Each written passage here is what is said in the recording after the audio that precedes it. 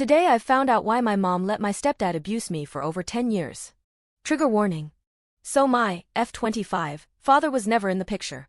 He left after I was born, never was interested in any contact with me. When I was around 4 years old, my mom met this guy, I will call him John. Shortly after meeting him, they got engaged and bought a house together. One of my first memories with him is me running around construction. What pissed him off, he run after me with a belt, and once he got me, he didn't stop beating me out for a long time. I remember my mom standing behind him and screaming to him to stop doing that. It never stopped. Later on they got married and had my sister, along with that John also adopted us, me and my older brother. I remember struggling with wearing my shoes. He wouldn't stop making fun of how stupid I must be that I can't even do it on my own. On that day he decided that he will take me to school because he wants to announce the whole class that I am stupid and can't even wear shoes. I was 5 by that time. So he did. He entered the class saying, "Good morning kids, do you know that your friend can't even dress and wear her shoes by herself?" I remember how ashamed I was. He continued shaming me publicly for years. With the time it only got worse. As a kid I was pretty rambunctious and I was always talking back to him. Then I ended up being beaten up with a belt, being choked, having my hair pulled out, etc., always with my mom in the background screaming stop doing it to her. On every occasion he reminded me how stupid and ugly I was. From time to time he started coming to my room, making mess, throwing my clothes on the floor and telling me to clean it up or otherwise he will beat me up again. I never did it and was always telling him to fuck off, so he beat me up again. I had an episode of smoking pot when I was around 13 years old. When he found out, he accused me of being a prostitute and selling myself for weed. He told this story to the whole family and then set up a fake account on website that we used with friends and started texting people if they knew that I have sex with guys for weed.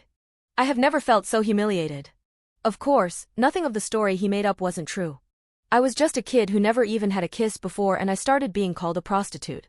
When I was around 16, all of my friends happened to have boyfriends except me, and that made me feel really lonely and depressed.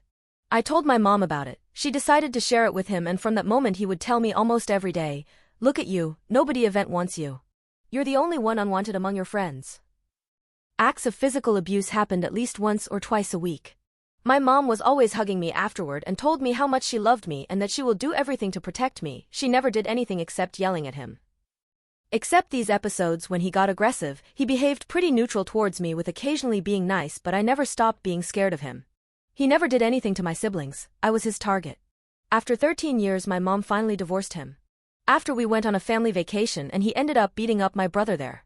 Shortly after the divorce, he still was texting me from time to time, mostly when he was drunk. He was telling me that I would be nobody without him, that even my own father didn't want me, and in general offending my appearance and intelligence. I'd always wondered why the hell my mom let him treat me like that, but today I've asked. She said that she didn't want to be single mother again and that we live in a big house, so she needed someone to help her with maintaining it.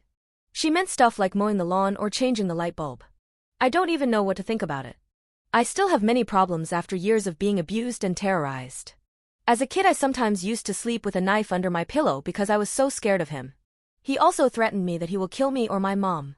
I had to endure that for years because she needed someone to help her with changing the light bulb?